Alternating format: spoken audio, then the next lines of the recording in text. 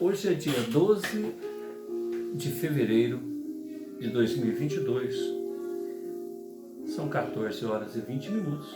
Nós estamos, neste sábado, realizando o culto cristão no lar e para isso optamos pela leitura desta obra, A Morte e o seu Mistério. A Morte e seu Mistério é uma trilogia de Camille Flammarion. Camille Flammarion, um astrônomo, escreveu 3 livros com o mesmo nome. Tomo 1, A Morte e seu Mistério, referindo-se à aparição de fantasmas, terminologia dele, de vivos, que seriam pessoas que estão em bom estado de saúde, pessoas na sua vida corriqueira, ocasião em que, e numa época, porque Flammarion viveu há uns 100 anos aproximadamente, e ele se refere a casos de mais 100 anos, pelo menos, anterior a ele. Então, nós estamos em 2022, fevereiro, uma época de internet, WhatsApp, Instagram, comunicação instantânea de uma parte para outra no mundo. Então a turma de hoje não tem nem ideia do que acontecia 200 anos atrás. Até para telegrafar, que seria mensagem cifrada, onde você tinha que contar letra por letra, palavra por palavra, para cobrar de quem ia mandar mensagens, tinha dificuldade. Havia regiões em que até o telégrafo era difícil. Cartas, então, demorava 6 meses, 1 ano para chegar. Um deslocamento de pessoas que muitas das vezes incidia em morte, porque eram locais com muita dificuldade de acesso, os instrumentos para navegação, para deslocamento eram limitados, enfim. Era muito possível que cada vez que alguém viajasse fosse a última vez que você o veria. Então imaginemos uma mãe distante de um filho distante de uma mãe, o marido da esposa, ou a pessoa saía daqui numa incursão pela selva, pelo deserto, por locais muito íngremes e, como todos temos nossos amores, preocupação com o nosso ente querido. Então imaginemos o quanto o espírito imortal se desdobrava para se fazer apresentar a esse ente querido. Então ele faz uma coletânea. Ele publicava esses casos em um jornal que tratava de política e casos diferentes, casos do dia a dia. E o Flammarion resolveu utilizar esse jornal que tratava de política e casos variados, ocorrências do dia a dia, para apresentar os seus estudos. E ele era uma pessoa muito séria e aplicou os métodos de estudo da astronomia no fato relativo ao psiquismo humano. Então ele se limitava a apresentar casos, e isso ganhou a simpatia de todo mundo, até dos ateus. O indivíduo não tinha como negar o fato. Nós temos casos aqui relatados ao Flammarion por ateus que arrumam, ou pelo menos buscam entender o fenômeno sem envolver a parte espiritual. O que é uma projeção da mente? E nomes, nomes para cada tipo de fenômeno: telestesia, psicocinese, enfim, são nomes que vão surgindo a partir de uma versão para tentar explicar o fenômeno que está ali. Então, inteligentemente, Camille Flammarion, uma pessoa respeitadíssima, e numa época onde o fio do bigode, a palavra de honra era muito importante, Se você desonrasse uma pessoa, dissesse alguma coisa indevidamente, a coisa muitas vezes era resolvida no duelo, Então, Flammarion é um contemporâneo de Kardec. Então, ao mesmo tempo em que ele, Charles Richer, Gabriel Delane, Ernesto Bozano, cada qual vai apresentando suas versões a respeito dos mesmos fenômenos que Kardec estudou.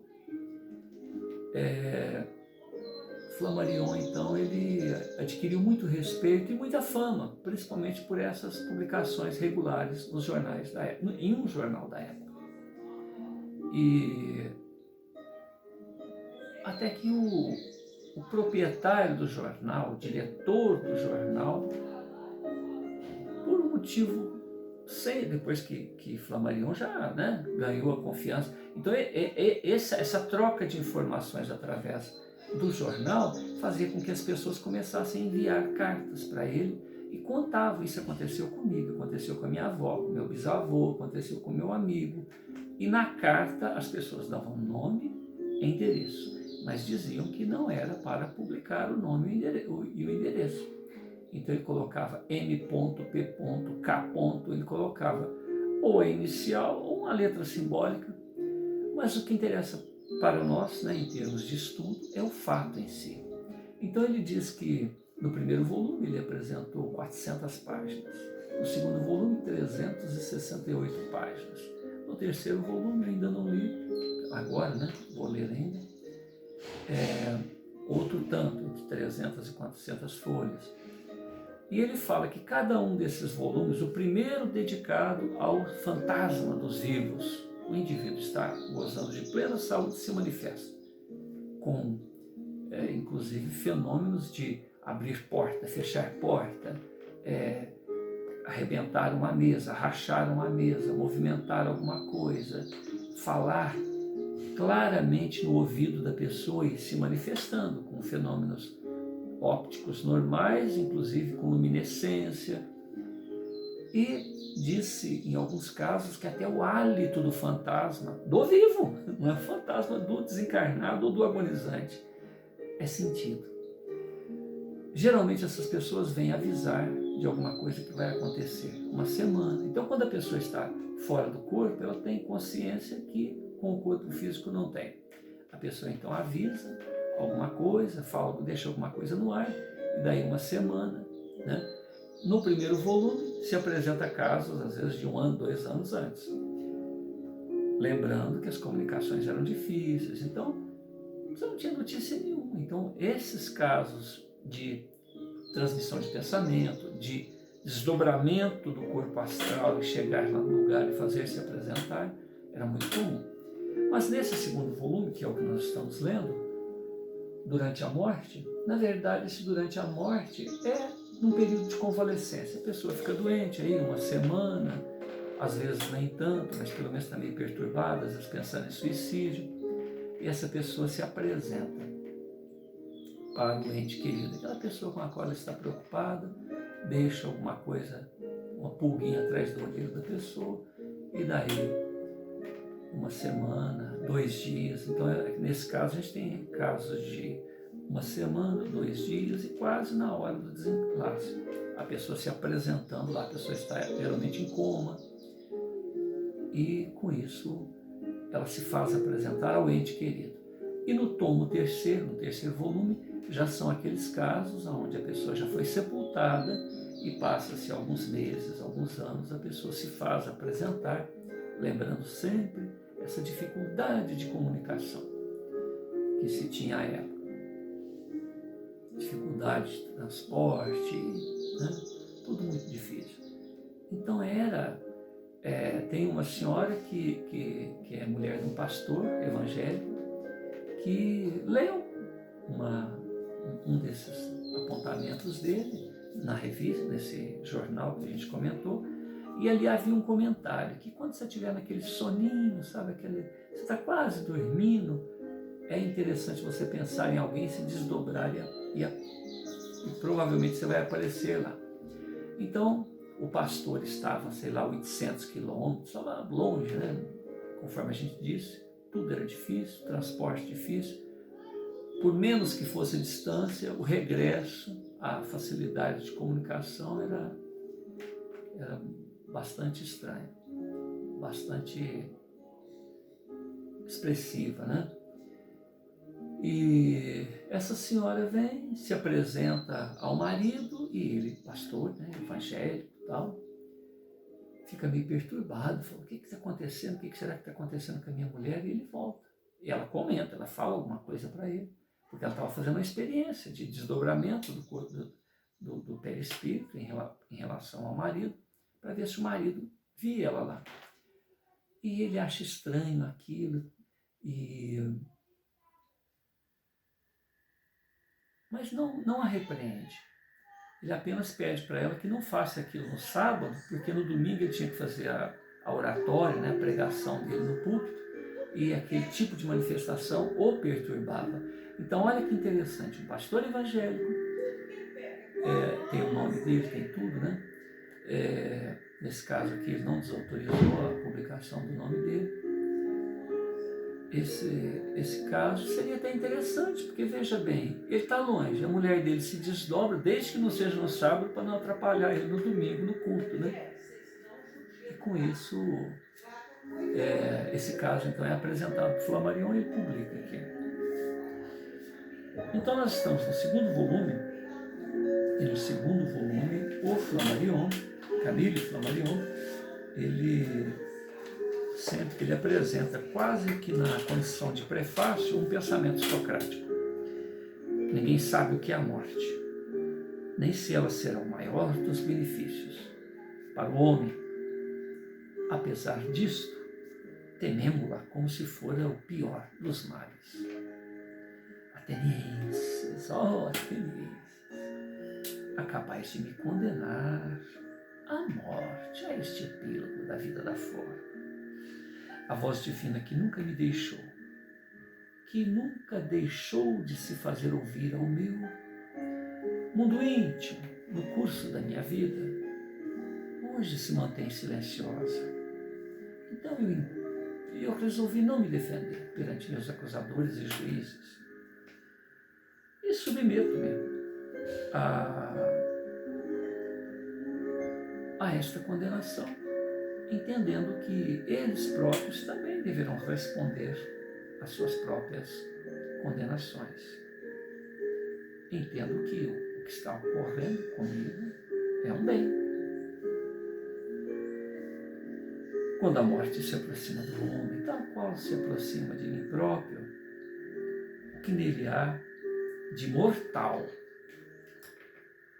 desagrega-se, entrega-se à natureza.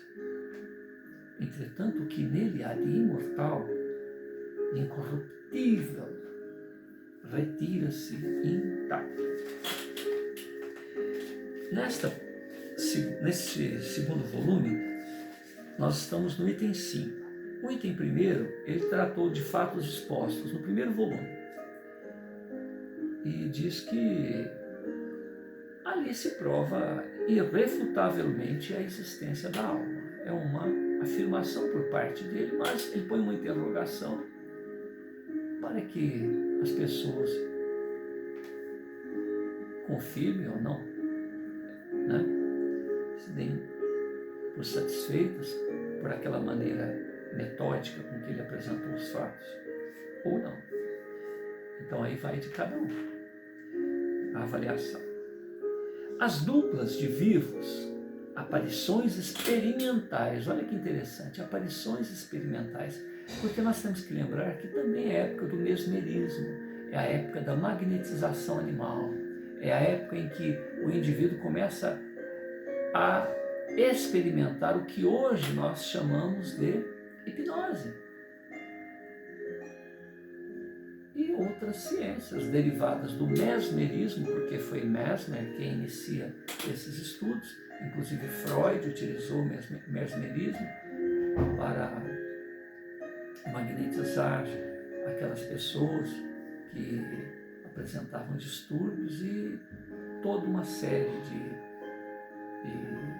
descobertas a nível de consciente, inconsciente, superconsciente, é decorrência dessas hipnoses, né? Hoje em dia existe um médico que descobriu essa técnica chamada apometria. Apometria nada mais é do que o uso do mesmerismo, o uso da hipnose para trabalhar no mundo íntimo, na parte espiritual do indivíduo, com desdobramentos fantásticos, são coisas muito interessantes. E a apometria, inclusive, é usada para propaganda, na política, porque é uma maneira que você influencia outra pessoa, hipnose coletiva, né?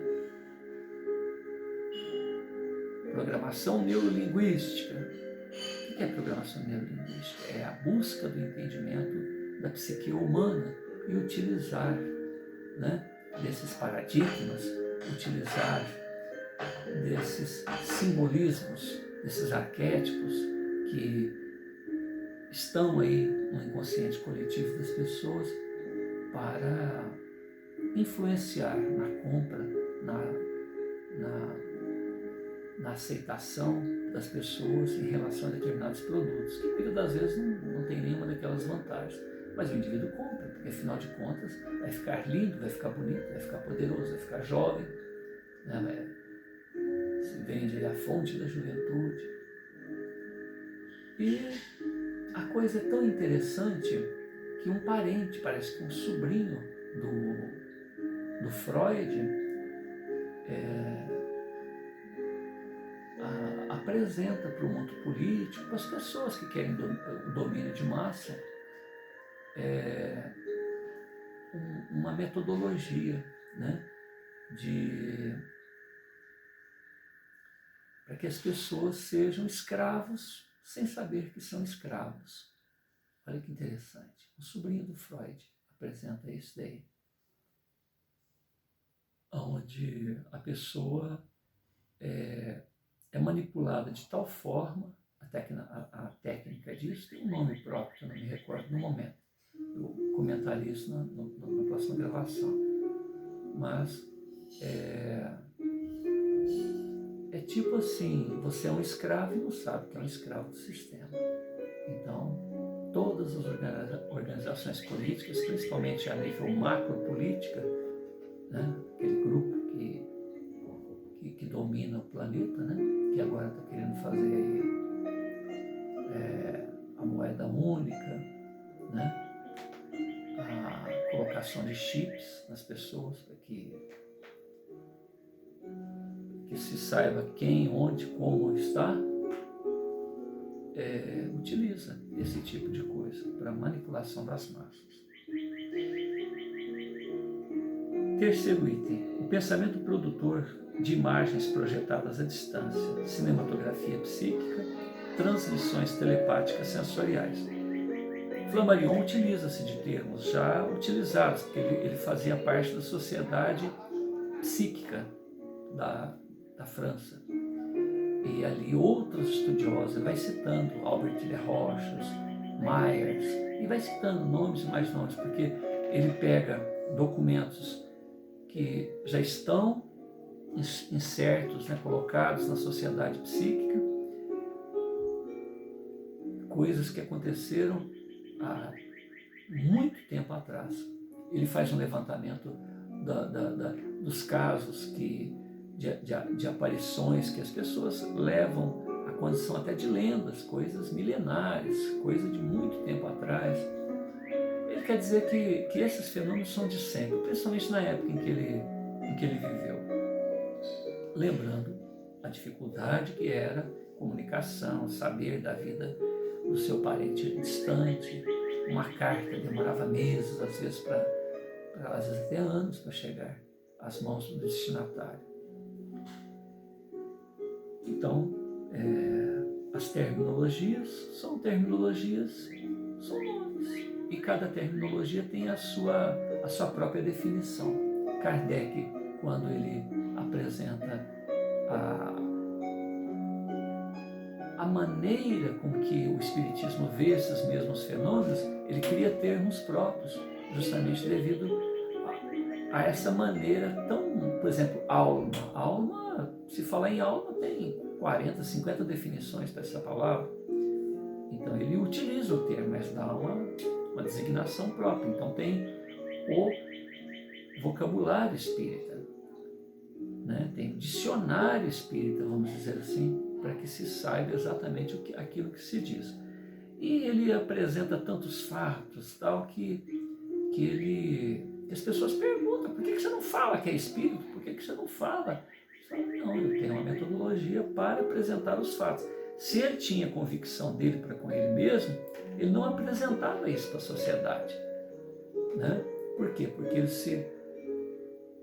se estruturava da mesma forma com que se estrutura para a observação dos astros, porque vamos lembrar, ele era um astrônomo. Então ele comenta o seguinte: às vezes muitas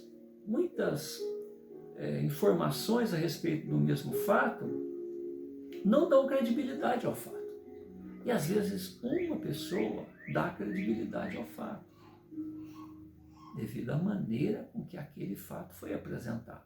Então ele não se limita, ele se limita a apresentar fatos, explicações, é o tempo. Olha que interessante a postura dele. No item 5, aliás, no item 4, as aparições de moribundos antes da morte. Veja bem, moribundos aparecendo antes da morte. E no item 5, que é onde nós vamos entrar agora, as manifestações. Então, antes eram aparições de moribundos, agora são as manifestações de moribundos antes da morte. Nós estamos à página 130.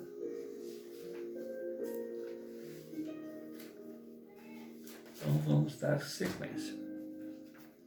No finalzinho Não, 5 também já foi. Nós estamos agora no item 6, na página 152. Vistas de cenas de moribundos e de mortos à distância, audições da mesma ordem.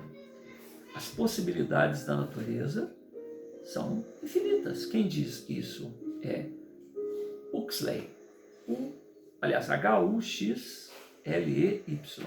Huxley. As possibilidades da natureza são infinitas. No finalzinho do item 5, ele prepara para começar o item 6. Parece-me que não nos encontramos no estado de deter em teorias definitivas. Procedemos metodicamente em nosso exame. Os capítulos que acabo de ler, duplas de vivos, ou seja, um indivíduo está vivo e está aparecendo em algum lugar. Pensamentos produtores de imagens. Então ele está falando que o indivíduo se manifesta lá. Ele se manifestou. Agora ele fala pensamentos produtores de imagens. O pensamento produzindo imagens. Essas imagens podem ser fotografadas ou só vieram na mente de quem está do outro lado, muito embora às vezes mais de uma pessoa viram aquilo. Aparições e manifestações de moribundos antes da morte. Aparições e manifestações. Quer dizer, o indivíduo não só apareceu, abriu porta, fechou porta, fez barulho, rachou a mesa, derrubou um copo, virou um quadro, né? Não são mais do que prelúdio dos quadros que vão se desenrolar diante de nossos olhos. Olha, está preparando para esse capítulo que nós vamos entrar. Vamos observar que as cenas de moribundos e de mortos podem ser vistas a uma tal distância que nos é impossível explicá-las por apenas vagas coincidências. Uma jovem casada novamente, antes da guerra de 1914, vê seu marido morto no campo de batalha no dia em que a sua última carta acaba de tranquilizá-la completamente de que ele estava bem. Quer dizer, chegou a carta, está tudo bem, né? Mas junto com a carta chega a imagem mental e ela vê o marido morto lá no campo de batalha. Um estudante que vê uma de suas primas, ignorando que estivesse doente, socorrida por um padre no leito de morte. E outros casos. Novos documentos, novas observações para nossa síntese psíquica. Leiamos, examinemos. E aí ele começa, item 6, vistas de cenas de moribundos, de mortos à distância, audições de mesma ordem. Um pensamento de Huxley, ou Huxley, se for em inglês. As possibilidades da natureza são infinitas. As duplas de vivos, as aparições experimentais entre vivos, o pensamento produtor de imagens projetadas à distância, as aparições, as manifestações de moribundos antes da morte pertencem ao mundo dos vivos, abrindo-nos a marcha para o reino dos mortos. Moribundos aparecendo, pessoas em plena saúde aparecendo. No próximo volume, no tomo 3, vai abrir marcha para o reino dos mortos. Então, os mortos, aqueles que já estão sob a lápide fria, se manifestando aqui e ali. 2 livros falando de aparição de fantasmas de vivos e moribundos, às vezes. Neste particular aqui, os moribundos. Mas as manifestações de moribundos antes da morte pertencem ao mundo dos vivos, portanto, abrindo a marcha para o reino dos mortos, o 3º volume, onde são mortos que se manifestam, tais quais os vivos, em 2 volumes. Antes de penetrarmos esse reino, temos ainda que instruir-nos por luzes indicadoras. O capítulo que neste ponto iniciamos versa sobre os atos dos vivos, dos encarnados, estão com o corpinho físico ainda, mas em breve agirão os próprios moribundos. E finalmente, a ação dos mortos, que não estão mortos, estão bem vivos, fora do corpo físico. A partir do próximo capítulo, eles manifestar-se-ão por fenômenos tão variados quanto imprevistos. Continuemos a proceder por ordem.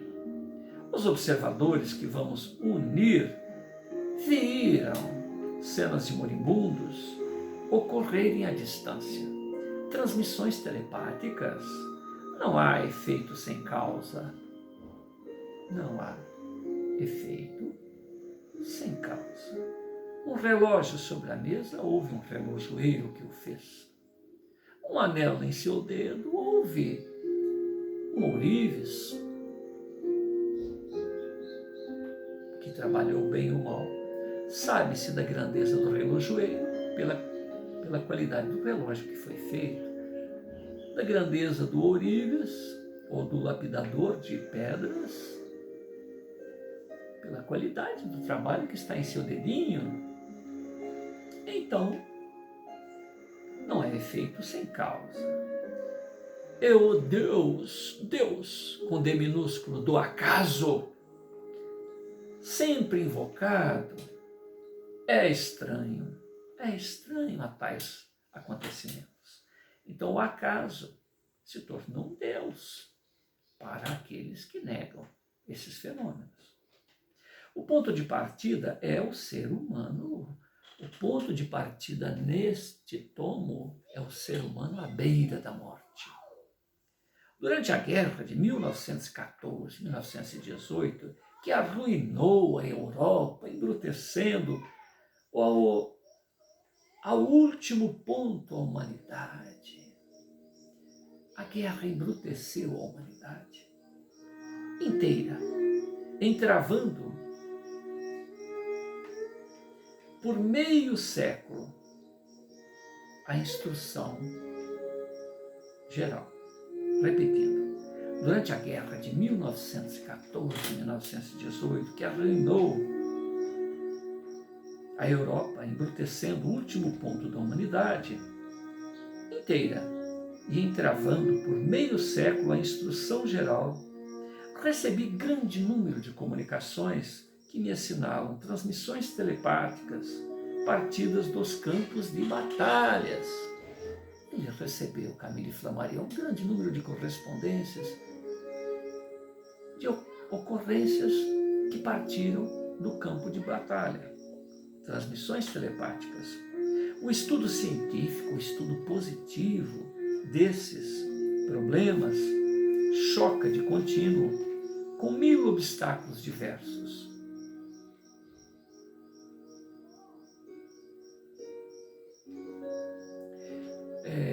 Está me atormentando uma ideia aqui, eu havia citado sobre o sobrinho, parente lá do Freud, que apresentou esse estudo que é utilizado lá. Me parece que é a teoria do consentimento, é alguma coisa assim, o nome, só para teoria do consentimento. Então o indivíduo, sem perceber, ele consente ser escravo diante do panorama que é colocado em volta dele. Mas é só porque voltou aqui na minha cabeça. O estudo científico e positivo desses problemas choca de contínuo com 1000 obstáculos diversos, sendo o principal e o mais frequente o que se trata do sofrimento. É deplorável despertar, e a propósito dos quais apenas um tato de extrema sensibilidade pode conduzir a qualquer resultado apreciável. Juntam-se a isto, muitas vezes, escrúpulos religiosos contra os quais os raciocínios mais sensatos não têm nenhuma ação. Nem sempre se superam. Sou, portanto, duplamente reconhecido a devotada correspondência por ter obtido a confiança que vou apresentar. Então aqui ele tinha aquele trabalho de publicar regularmente, semanalmente, quinzenalmente, mensalmente, esse tipo de apontamentos, e as pessoas então correspondiam com eles. Indivíduos que se dizem ateus mandavam correspondência. E aí, mestre, como é que fica esse fato que aconteceu comigo, com mamãe, com papai, com vovô, com meu amigo? Ouçam essa narrativa com toda a atenção que merece. Não altero uma única palavra. Saint-Mandé, Sena, 21 de janeiro de 1918. Meu caro mestre, é necessário que o torne conhecedor do seguinte fato para os seus tão importantes estudos. A senhora D. parece-me mais discreto não indicar senão a inicial do nome, porque o acontecimento é muito recente. Mulher moça que tinha casado poucos meses antes da mobilização, adorava seu marido que lhe pagava com igual moeda. A separação foi cruel, apesar da confiança do jovem esposo, que parecia querer persuadir a sua companheira de ter a certeza de próximo regresso. Havia-lhe mesmo suplicado que não acreditasse nas notícias que chegassem ao seu conhecimento, fossem elas quais fossem. Os dias se passaram sem que viessem cartas. Após curtos boletins de saúde, finalmente, 25 de agosto de 1914, a senhorita D, ou a senhora D, recebeu longa epístola do combatente. Feliz e cheia de confiança, voltou-lhe alguma alegria. Toda a família se achava reunida na tarde daquele dia. Ela pediu à sua irmã mais nova que se sentasse ao piano e lhe tocasse uma balada de Chopin, de que tanto ela e seu marido muito gostavam. A pianista acedeu. De repente eram 3 horas. A jovem esposa ergue-se e solta um grito. Grito horrível. Cai, inanimada, no assoalho. Quando recuperou os sentidos, interrogaram-na. Abrindo os olhos assustados, ela exclamou: é medonho ouvir. É medonho. A família, comovida com o grande nervosismo da pobre mulher, não ousa insistir para que ela entre em detalhes. E só no dia seguinte, quando parecia um pouco mais calma, ela contou que vira repentinamente desenrolar-se num campo de batalha pavoroso, uma carnificina horrível, o seu querido esposo cair em meio a todos. Volvidos dias, sabia-se que a 25 de agosto, pelas 3 horas, este combatente fora mortalmente ferido. tive a confirmação desta cena dramática pela mãe da jovem viúva e por muitos membros de sua família. A coincidência da visão e o acontecimento no campo de batalha é certa. Envio-lhe, ao mesmo tempo, a carta da mãe, da amiga dessa mulher, mas ninguém deseja que essas dolorosas recordações sejam revolvidas. Tal é, caro, o resumo do inquérito que procedi nesta família, que procura fazer um pouco de esquecimento a respeito do caso, a volta da pobre esposa desesperada por esse terrível separação, deprimida, impressionável, ao último grau. O fato de comunicação telepática não é, evidentemente, duvidoso e parece-me um documento útil. Acrescentar aquelas que lhes são dirigidos por todos os pontos do globo. Quem apresenta esta missiva é M.A. Mercier, e no arquivo pessoal de Camille Flammarion é a carta de 4016. Aí continua Flammarion. Podem fazer-se algumas objeções nesta guerra contínua. Não é para surpreender que qualquer mulher casada, adorando seu marido, tivesse receios pela sua morte. Não é nessa intuição que consistiria o valor do fato relatado. É a coincidência absoluta do dia, da hora, o momento da catástrofe e precisamente o dia em que a pobre criatura estava tão serena, ouvindo uma sonata de Chopin. É também a visão da batalha,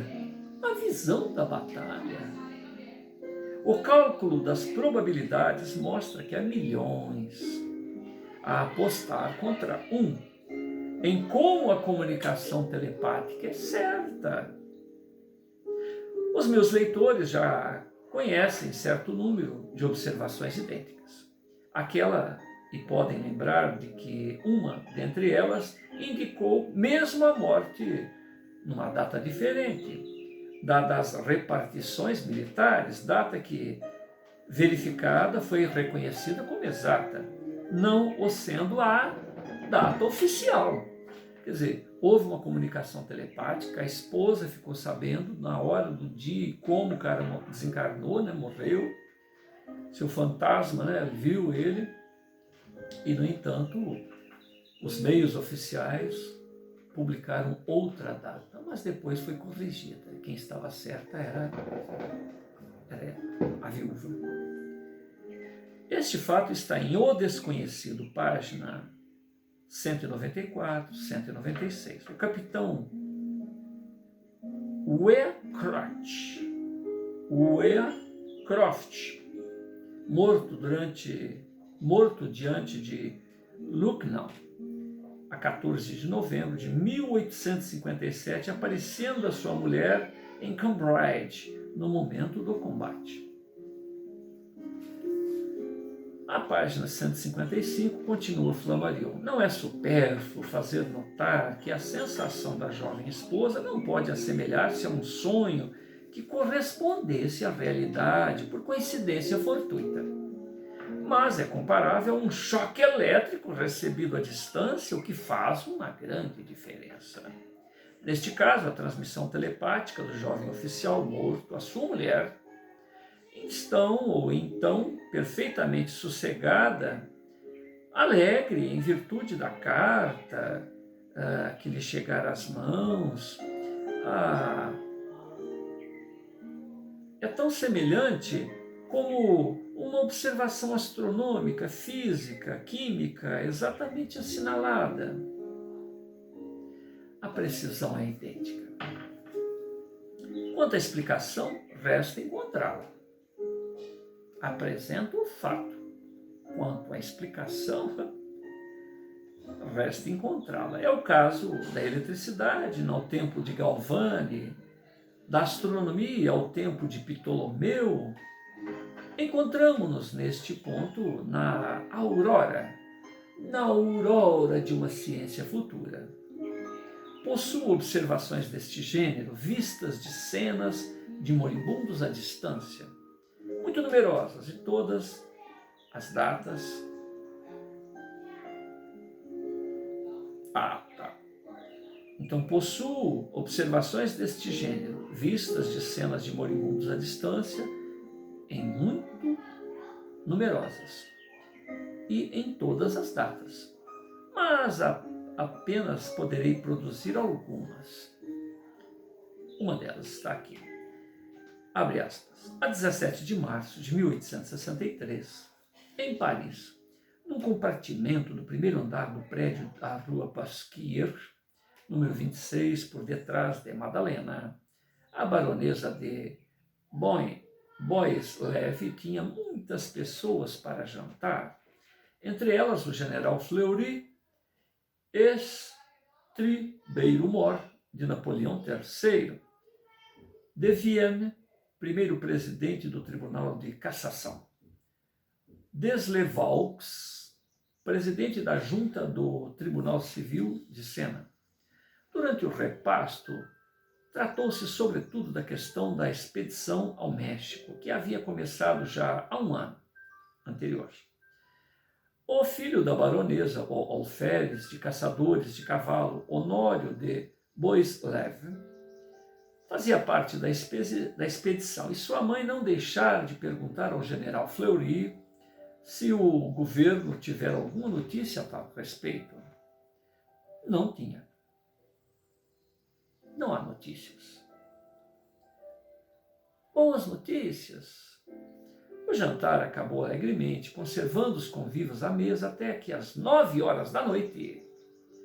Neste momento, a senhora Boisseleve levantou-se, dirigindo-se sozinha para a sala de visitas para mandar servir o café.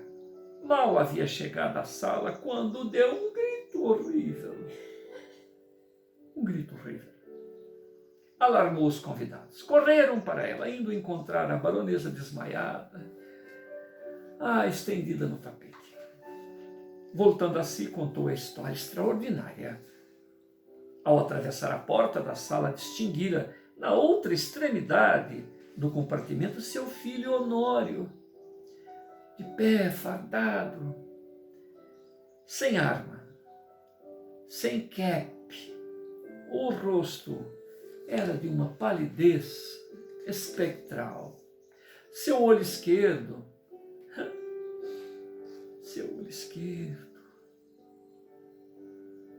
havia ali um buraco horroroso. Escorria-lhe um fio de sangue pelo rosto e borrando toda a sua gola.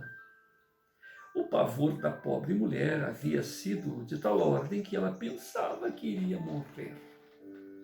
Apressaram-se a tranquilizá-la, dizendo que nada havia, que ela foi vítima de uma alucinação, que estava sonhando acordada.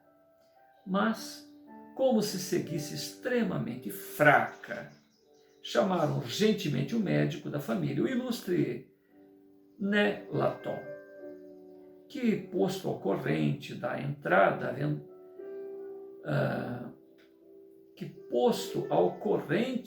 estranha aventura, receitou calmantes.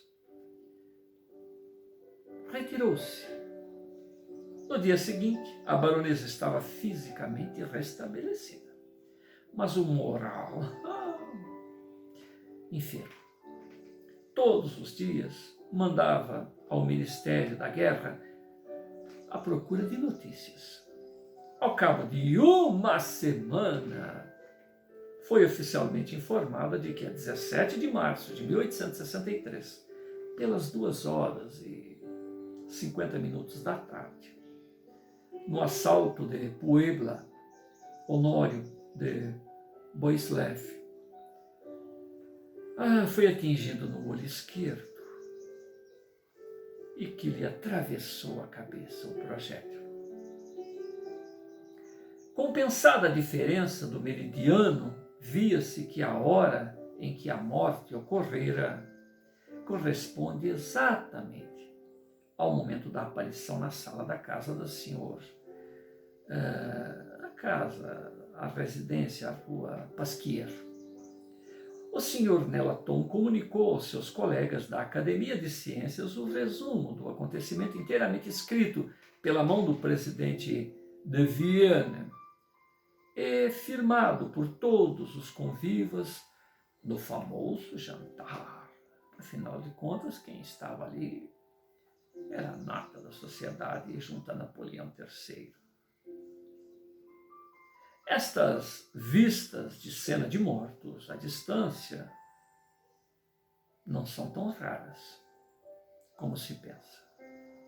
As duas precedentes tornam-se notáveis pelo fato de não terem ocorrido durante o sono, não terem ocorrido em sonho, como a maior parte delas. A que vou apresentar está no mesmo caso, produzindo-se em pleno dia, talvez em momentâneo estado de sonolência. Recebi a comunicação que lhe diz respeito em março de 1899. Abre aspas para a correspondência. Era em 1888, um dos meus amigos estudantes de medicina tinha sua mãe doente. Ora, um dia, seu pai, temendo provavelmente um fim próximo, mandou chamar sua tia, que habitava em uma aldeia a 50 quilômetros da cidade. O meu amigo deveria fazer uma viagem de carro. Nesta viagem, teve a seguinte visão. Sua mãe, deitada no quarto, tinha as mãos cruzadas no peito, segurando um crucifixo. Seus olhos estavam fechados e no rosto havia a palidez da morte. Seus parentes estavam à roda do leito e choravam. O compartimento em que sua mãe se encontrava achava-se guarnecido por uma decoração fúnebre. Essa repentina visão tinha sido muito nítida. E o meu amigo, tão assustado, ficara com ela e soltou um grito. Quando o cocheiro ouviu o grito, notou sua palidez, conheceu os motivos que provocaram tal comoção. E o cocheiro riu-se dele. Chegando a casa, ficou espantado a ver o quadro real de sua visão. Verificou também que o acontecimento ocorrera na hora em que ele havia visto. E digo, na hora, porque o meu amigo não teve a ideia de ver o relógio, mas lembrou-se bem de dois fatos que se deram antes do meio-dia, que precedeu a morte corrigindo. Mas lembra-se bem de que dois fatos se deram antes do meio-dia e que a morte procedeu à visão. É para notar que meu amigo contava então 16 anos e o seu pai mandara-o chamar sua tia. Não lhes assinalou a gravidade da doença de sua mãe. Ele mesmo, de resto, não acreditava em desenlace tão rápido. Digo-lhe o meu nome, mas não o divulgue. A minha carreira futura,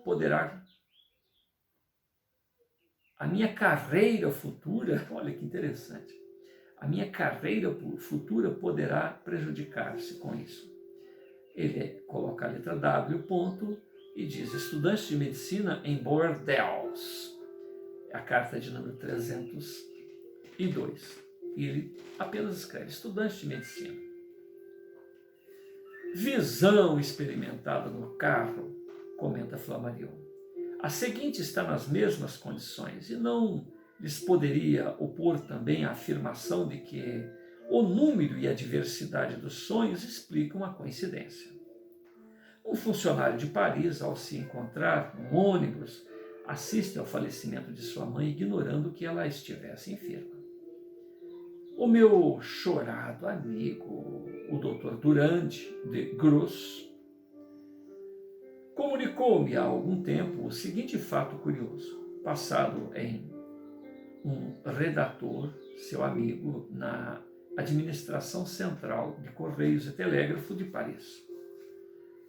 Leiamos a narrativa, abre aspas. Saía do ministério pelas 5h30, escreve ele a seu irmão, e tomava o ônibus de Grenelle. Se dirige à porta de Saint-Martin. Não tinha pensado de modo algum em nossa terra em todo o dia. De repente, ao chegar à rua Jean-Jacques Rousseau, teve a visão muito clara da pobre mãe deitada em seu leito doente. Experimentei a sensação de que ela ia morrer e lembro-me de que, no meu sonho, lhe disse: espera, mãe, que eu vou.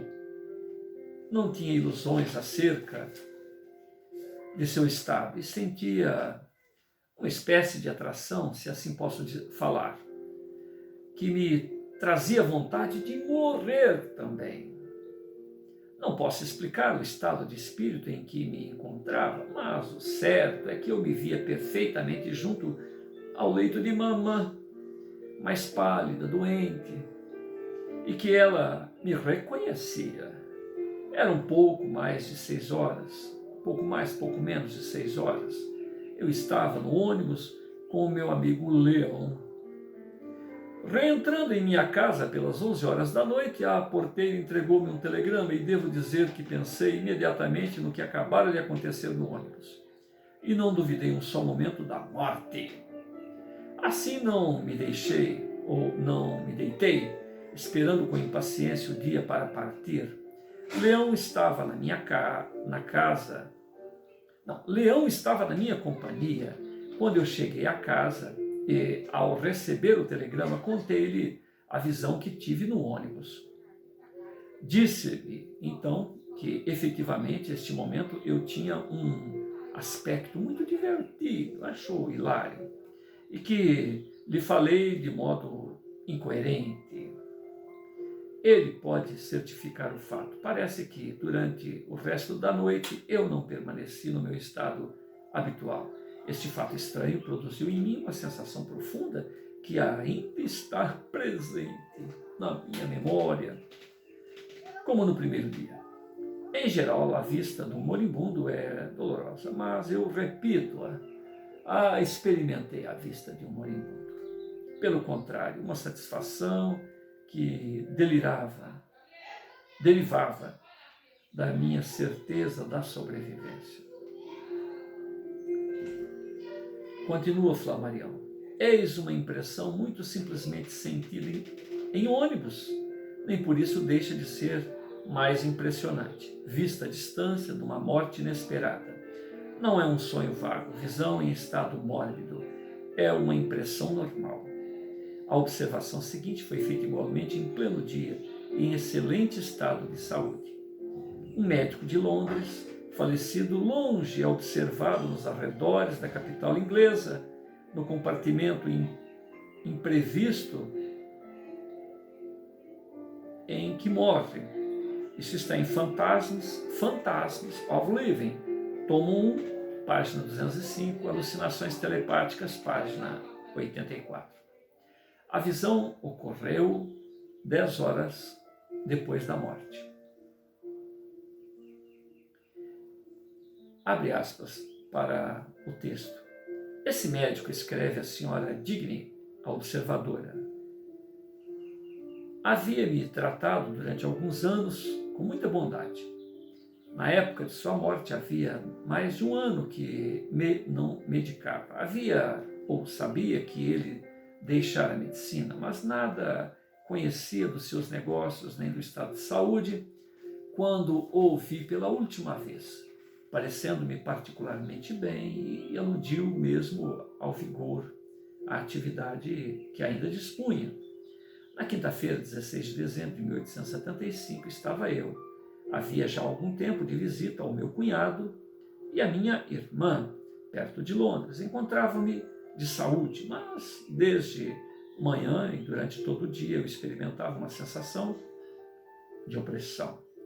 Não estava de maré, como se diz, e atribuía isto ao tempo sombrio que corria. Depois do almoço, Pelas 2 horas lembrei-me de ir ao quarto das crianças para me divertir com elas e procurar distrair-me. Mas não o consegui. Voltei para a sala de jantar, onde me sentei, ficando só. A recordação do médico acudiu-me ao espírito, tendo os olhos muito abertos, segundo creio, porque eu não me julgava adormecida. Pareceu-me que encontrava num quarto onde havia pequeno leito em que estava estendido um homem morto. Reconheci desde logo o doutor e não duvidei de que estivesse morto e não simplesmente dormindo. O compartimento não havia tapetes, não havia móveis. Não posso dizer quanto tempo a visão durou. Procurei provar a mim mesma de que o que eu vira nada significava. Sobretudo em virtude de que, ao que eu sabia acerca da situação do médico, ser improvável que estivesse morto e se encontrasse num compartimento tão modesto, tão desguarnecido de mobiliário. Volvidos 2 dias aproximadamente, uma das minhas irmãs leu nos jornais que o doutor morrera no estrangeiro, 16 de setembro, no mesmo dia em que eu o vira em aparição. O inquérito feito para fixar os pormenores dessa narrativa apurou que o médico morreu no hospital de pequena aldeia, de país quente, sucumbindo a um mal quase repentino. A viúva do clínico afirmou que o compartimento em que seu marido morrera correspondia à descrição que dei anteriormente. Supor que isto seja simples alucinação, coincidência fortuita, com a realidade seguramente inesperada, excepcional, não é hipótese admissível. Por que teria essa dama inconscientemente imaginado tal cena num médico célebre, morto em viagem, num pobre quarto, que é precisamente no dia em que o cadáver estava em tal sítio? Não, tal explicação não bastaria para nos satisfazer. E aqui ainda há outra. A faculdade de ver a distância, em consequência da impressão emanada do morto, o moribundo. A visão não ocorreu no instante do decesso, mas 10 horas mais tarde. Os autores de Fantasma dos Vivos, para serem lógicos com seu título, interpretam a diferença das horas, dizendo que o pensamento do médico se dirigiu para a dama antes de sua morte e que a impressão cerebral ficou latente durante 10 horas, até o momento da tranquilidade em que a transmissão poderia ser conscientemente percebida. Que houve comunicação entre o moribundo e a vidente. Não há dúvidas. Essa comunicação parece ter levado a percipiente a ver com nitidez a distância, o leito, o compartimento, isto é, que o seu pensamento aí fosse transportado. Quanto à demora da percepção, a comparação de numerosos fatos esclarecerá talvez gradualmente o problema. As vistas de cenas de moribunda distância são tão certas como surpreendentes. Eis outra carta.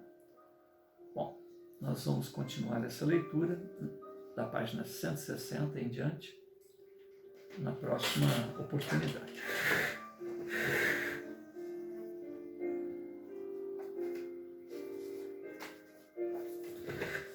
Senhor Jesus, nós te agradecemos pela oportunidade do rememorar, do reler, do tomar contato com fatos e mais fatos e mais fatos, sem importar com explicação. Numa época onde esses relatórios, só o relatório sobre palavra de honra, dispensaria qualquer investigação criminal. hoje em dia, fevereiro de 2022,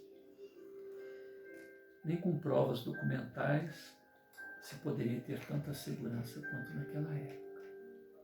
Porque era a honra, era o ridículo, era a perca de emprego, era o reproche a que todos que se referissem a esses assuntos estariam submetidos. Entretanto, Flammarion, o astrônomo que reverbera fatos e mais fatos nesse sentido, motivado e motivando por publicações regulares junto à imprensa de um jornal político e, ao mesmo tempo, de curiosidades sociais, né? Até que, em determinado momento, o diretor, o proprietário do jornal, proibiu as suas publicações. Depois de anos. Coincidência? Acaso? As pessoas que recebiam essas informações ficaram muito chateadas. Disseram que deseja bem o público, né? Que ele angariou.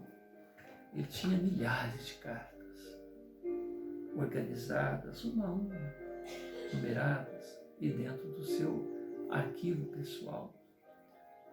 Cada um desses livros poderia ter, o primeiro tem 400 volumes, o segundo 300, quase 370 páginas. Poderia ter o primeiro 4.000 páginas, o segundo 4.000 páginas, porque ele fala que poderia ser multiplicado até por 10 vezes, devido ao grande volume de casos. Mas esse material certamente foi utilizado em outros livros. Então, se alguém procurar Camille Flammarion, terá lá dezenas de livros dele. Mas com uma cautela científica, com uma cautela em fornecer explicações, ele faz no desdobrar, tentando apresentar as explicações até de então, do grupo de sociedades psiquistas à época, que muitas das vezes materialistas davam lá a sua explicação, mas que também, tal qual ele, apresentam os fatos. A porta se abriu, a janela se abriu, escutou-se um barulho, apareceu o fantasma. E aí? Isso daí é porque é uma explicação da mente. Mas isso aconteceu porque ele estava moribundo? Não, isso aconteceu porque ele ainda gozava de plena saúde. Não, e depois? Não, é porque... Então, mas não importa, o fenômeno está ali. E justamente porque ele não abraçava, né, os conceitos espíritas, os conceitos metapsiquistas, parapsicológicos e tantos outros nomes que foram surgindo, psicotrônica, né, que foram surgindo à época, parapsicologia. Ele apresentava, segundo fulano, que representa um desses braços dos pesquisadores da psique humana, segundo Beltrano, que representava outro braço do estudo da psique humana, segundo Kardec, e aí ia, né? Mas o fato estava ali. Então o mais importante é isso. Sobre palavra de honra, entrelaçando cartas de pessoas distantes umas das outras, mas que foram testemunhas do mesmo ocorrido, fizeram crescer em cada um de nós o apreço pela palavra, o apreço pelo testemunho, o apreço pela curiosidade na riqueza de fenômenos semelhantes que pacientemente Camille Flammarion vai entrelaçando. e nos instigando a olhar em nosso redor e em nós mesmos. Onde estarão esses fatos hoje? Sempre há um ou outro que conta. Aonde dirigir esses apontamentos? Para que os meus fatos, para que as minhas próprias pesquisas sejam também imortalizadas. A internet está aí, o YouTube está aí.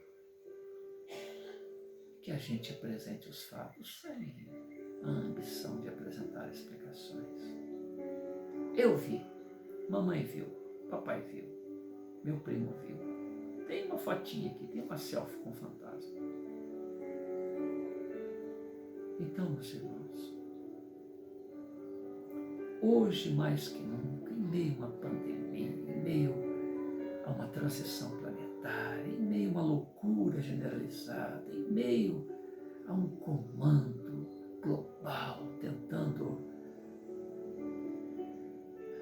retirar de cada um de nós a nossa liberdade de ação, o Pai Celeste e seu preposto cósmico, Jesus, estão na direção desta nau, permitindo-nos livre-arbítrio de agirmos tais quais assim o desejarmos, observando o erro alheio, os abusos alheios, para que, quando tivermos a oportunidade de produzir os mesmos desastres morais, não os repitamos. Afinal de contas, o tempo segue adiante. O que fica são as experiências, as opções, as escolhas,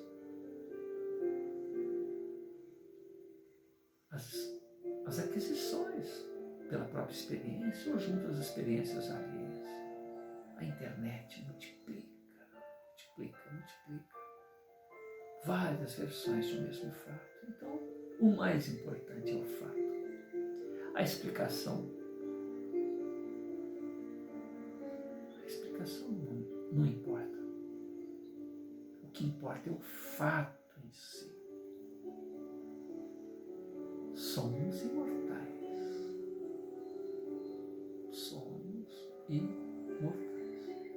Porque os fantasmas dos vivos estão aí para provar. Os fantasmas dos moribundos estão aí para provar. E os fantasmas daqueles que já atravessaram a lápide fria, meses, anos, também está aí para mostrar a vida última. Somos todos imortais. Então que cada um de nós, nesta certeza, tenhamos a hombridade de agir sabendo que em tudo há consequências, que a solidariedade é uma técnica de se viver, é socorrer para ser socorrido no momento oportuno, porque este hábito social automaticamente também vai nos beneficiar. Que Jesus não é um teórico, mas um legislador, onde ele estabelece que o livre-arbítrio para amar é de bom alvitre, é de sabedoria, é de justiça social,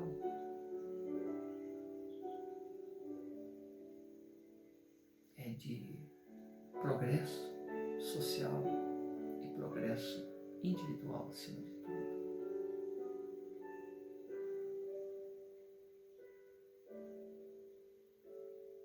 Que o próprio Jesus teve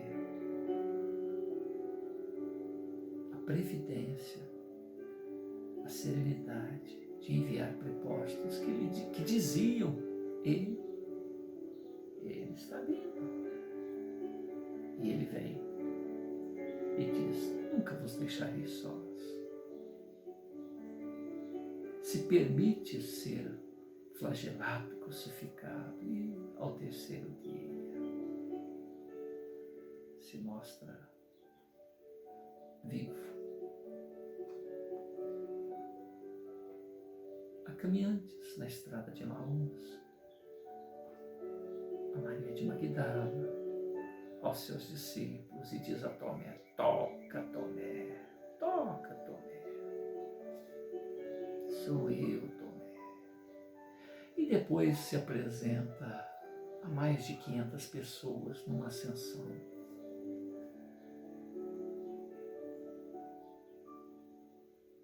E aí ele referenda a imortalidade, nos dá a segurança da imortalidade. E todas as vezes que nós estamos doentinhos, perturbados, inseguros, nós nos socorremos ao seu coração augusto e temos, cada qual, a justa, a necessária, a oportuna resposta. Então, por quê não agir com responsabilidade, com amor, que é a proposta dele, sempre? Por que esquecermos dessa responsabilidade de ser fraterno, solidário, renunciar à própria tranquilidade imediata, porque não é sempre, é agora só o conforto, ficar sem uma blusa, sem um casaco, sem uma camisa e acolher o frio do outro que não tem esse recurso, dividir um lanche com alguém, ouvir alguém, emprestar um pouquinho de sua atenção para alguém que muitas das vezes, se não for aquela intervenção nossa, aquela nossa serenidade de ouvir, certamente irá tirar ou tentar tirar a própria vida, que não vai conseguir, porque a vida prossegue para o suicida também, com as consequências de sua opção, com a consequência de seu ato, certamente. Então, diante de tudo isto, louvado seja Deus, a sua paciência para com as nossas impertinências, teimosias. Louvado seja Jesus por ter estado aqui na terra, nos ensinado os caminhos do amar e experimentado, vivenciado este amor e nos dizendo: amai-vos como eu vos amei. Tem autoridade para dizer isso. Louvado seja o nome de Flammarion e de seus colaboradores, que trouxeram migalhas de informações em tal volume para a sua pesquisa, que hoje nós podemos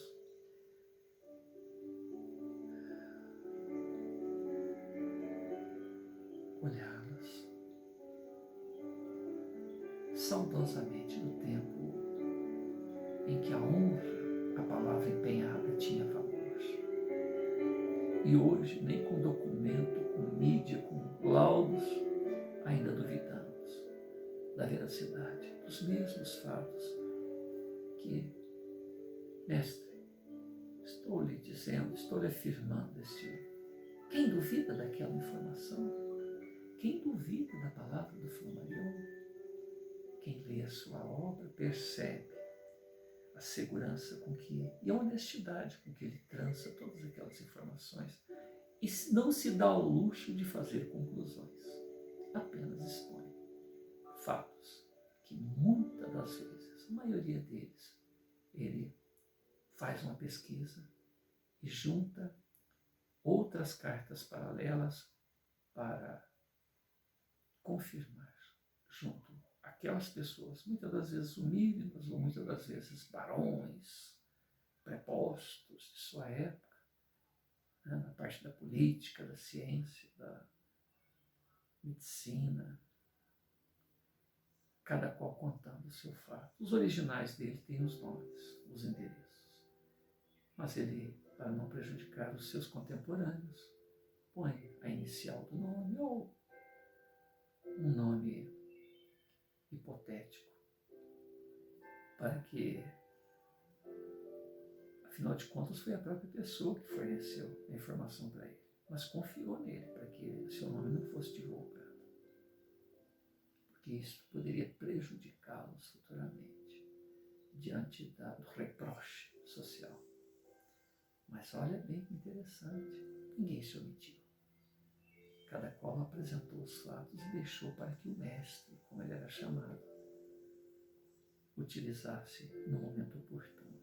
Veja que coisa linda.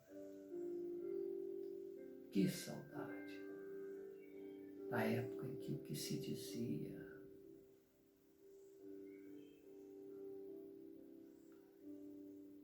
era o que se dizia. Muito embora houvessem canalhas, como em todas as épocas, mas ele sabia como separar o joio do trigo para apresentar, para colocar a lume, para levar ao prelo as suas publicações.